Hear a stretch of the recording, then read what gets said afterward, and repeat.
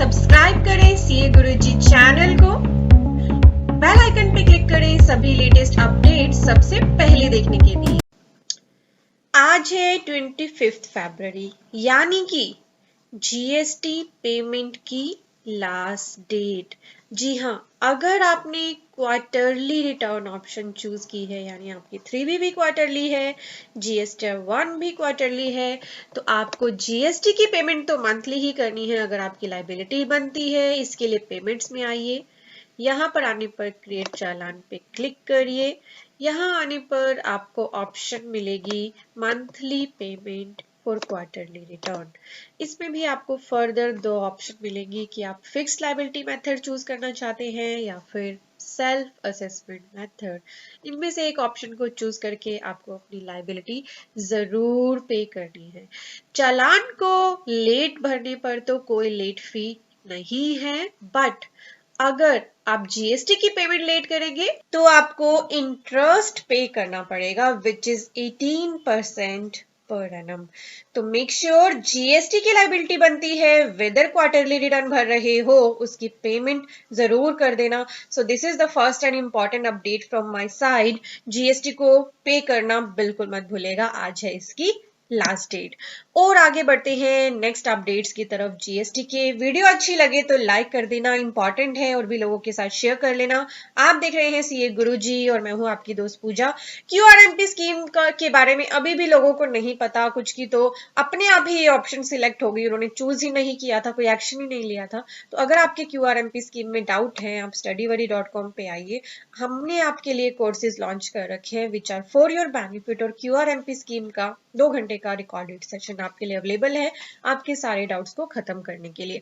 हमारे कोर्सेज के बारे में बात करेंगे वीडियो के एंड में, तो जुड़े रहेगा वीडियो के एंड तक। चले जानते हैं और अपडेट जीएसटी में क्या आई है।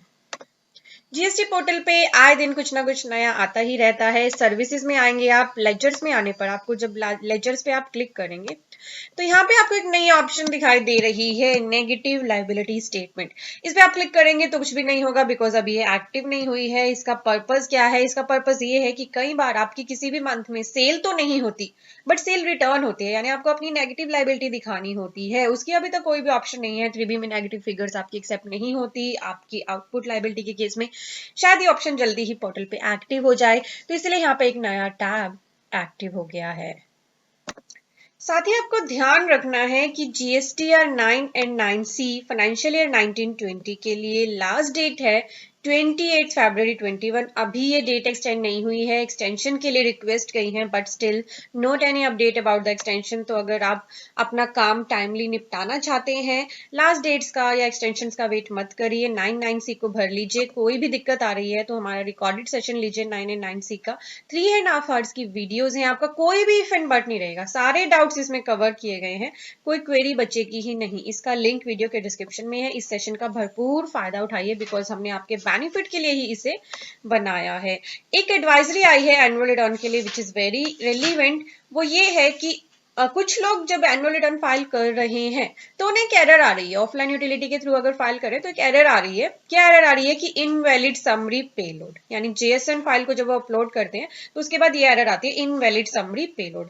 उसका रीजन है कि आप 2 डेसिमल से ज्यादा डेसिमल यूज कर लेते हो। मान लीजिए आपकी फिगर है 1,00,000.508, तो आपको 1,00,000.50 या 51 यूज करना है, 3 डेसिमल यूज नहीं करने हैं। यहाँ पे यही लिखा है the tax payers are advised to ensure that values are reported up to 2 decimal places in the GSTR 9 offline utility.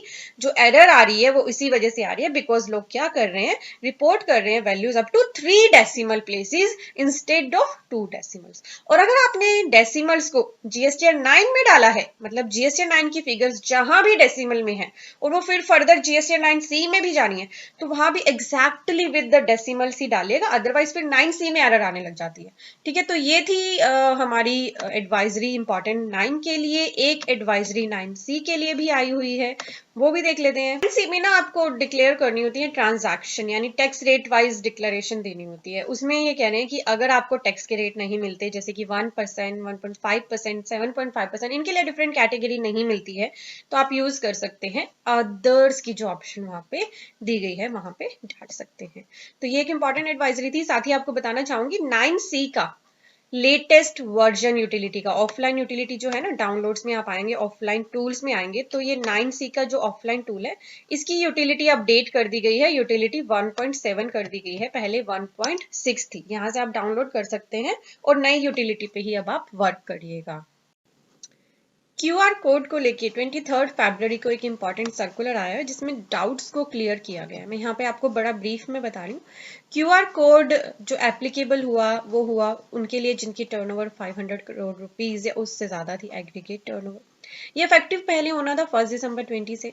फिर नई नोटिफिकेशन आई, उसमें बोला गया कि 31 मार्च तक अगर आप इससे कंप्लाई नहीं करते तो आप पर कोई भी एडिशनल पेनल्टी या लेट फी नहीं लगेगी, पर फिर आपको इसे कंप्लाई करना होगा फ्रॉम 1 अप्रैल 21। तो नियर है अब 1 अप्रैल 21, इसीलिए बहुत सारी रिप्रेजेंटेशंस गई कुछ डाउट्स को लेके। जो पहला डाउट था वो ये था, to which invoice is notification is applicable, would this requirement be applicable on invoice issued for supplies made for export? तो पूछा गया कि किस पे ये एप्लीकेबल है, किस इनवॉइसेस के लिए एप्लीकेबल है और क्या एक्सपोर्ट पे भी एप्लीकेबल है। तो आंसर है कि जो पर्सन रजिस्टर्ड पर्सन है और जिसकी एग्रीगेट टर्नओवर एक्सीड करती है 500 करोड़ रुपीज से in any of the financial year from 17-18 onwards, उनके लिए ये एप्लीकेबल हो जाएगा। यानी अगर वो सप्लाई करते हैं अनरजिस्टर्ड पर्सन को, यानी B2C सप्लाई अगर वो करते हैं, तो भी उन्हें एक QR कोड वाला इनवॉइस बनाना है। तो ये किस पर एप्लीकेबल नहीं है ये भी बताया है। Where the supplier of taxable service is, जहाँ पे जो टैक्सेबल सर्विस देने वाला सप्लायर है वो है एन इंश्योर और अ बैंकिंग कंपनी और financial institution including a non banking financial company. Goods Transportation Agency supplying service in relation to transportation of goods by road in a goods carriage, supplying passenger transportation services, supplying services by way of admission to exhibition of cinema autograph in films in multiplex screens, इन पर ये applicable नहीं है। Then OIDAR supplies made by any registered person who has obtained registration under section 14 of the IGST Act to an unregistered person, OIDR पे भी applicable नहीं है। तो export के लिए जो डाउट है ना लोगों का कि एक्सपोर्ट के केस में क्या QR कोड बनेगा, तो उसके लिए ये बोला गया कि एक्सपोर्ट के केस में ना आपका ई इनवॉइस ही एप्लीकेबल है। तो क्योंकि वहां पे ई इनवॉइस एप्लीकेबल है तो आपको फिर QR कोड की जरूरत नहीं है, will not be applicable to them. तो नोटिफिकेशन नंबर 14 उनके लिए एप्लीकेबल नहीं है। एक्सपोर्ट के केस में नोटिफिकेशन नंबर 13 एप्लीकेबल है। ठीक है, तो ये आपको एक्सपोर्ट के लिए क्लैरिटी यहाँ पर दे दी गई है। अगला जो क्वेश्चन है, what details to be required to capture in QR code, QR code में क्या क्या डिटेल्स कैप्चर की जाएंगी।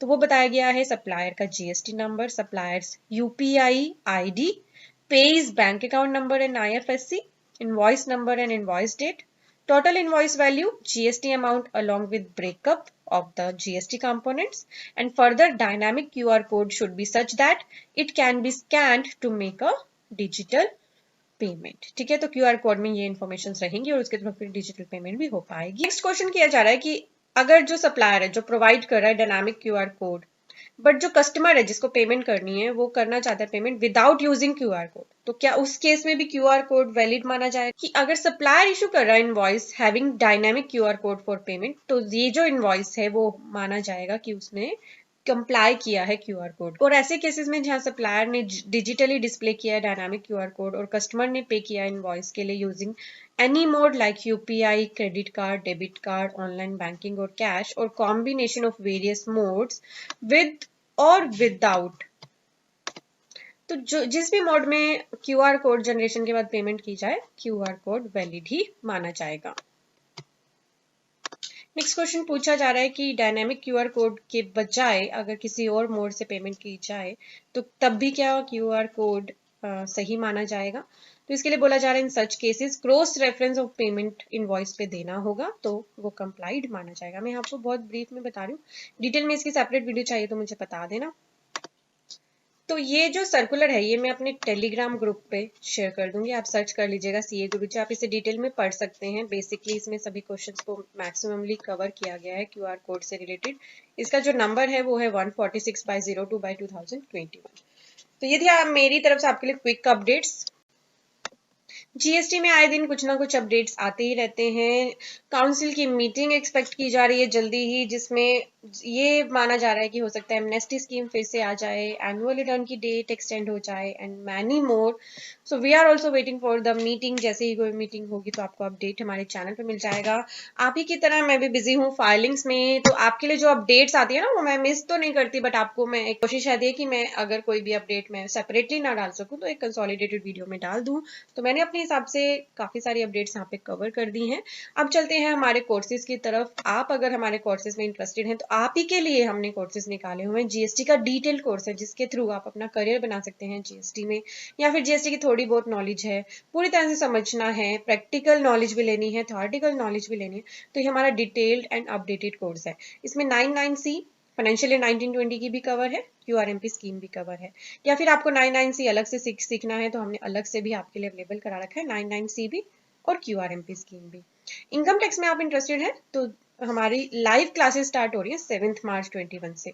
इस कोर्स पे बहुत अच्छा रिस्पॉन्स है, कुछ ही सीट्स लेफ्ट है, इसको हम जल्दी ही क्लोज करने वाले हैं। तो अगर आप इनकम टैक्स सीखना चाहते हैं with practical training of ITR तो हमारा ये कोर्स बाय करिए। सभी के लिंक्स वीडियो के डिस्क्रिप्शन में है। ट्रायल्स ऑटोमेटिक बैलेंस शीट बनाना, ये ऑटोमेशन का कोर्स है जहां हम एक्सेल की पावर को यूज करते हुए आपको बैलेंस शीट को ऑटोमेट करना सिखाते हैं। ये हमारा मोस्ट पॉपुलर कोर्स है। सभी का लिंक वीडियो के डिस्क्रिप्शन में है। वीडियो अच्छी लगी है तो लाइक कर दीजिएगा। Thank you for watching, bye bye.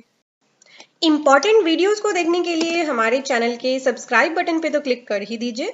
साथ ही दिया गया है एक बेल आइकन, इस पे जरूर प्रेस कर लें। इससे फायदा क्या होगा कि आपको हमारी वीडियोस की सभी नोटिफिकेशंस मिल जाएंगी सबसे पहले, और आप कोई भी इंपॉर्टेंट वीडियो मिस नहीं करेंगे।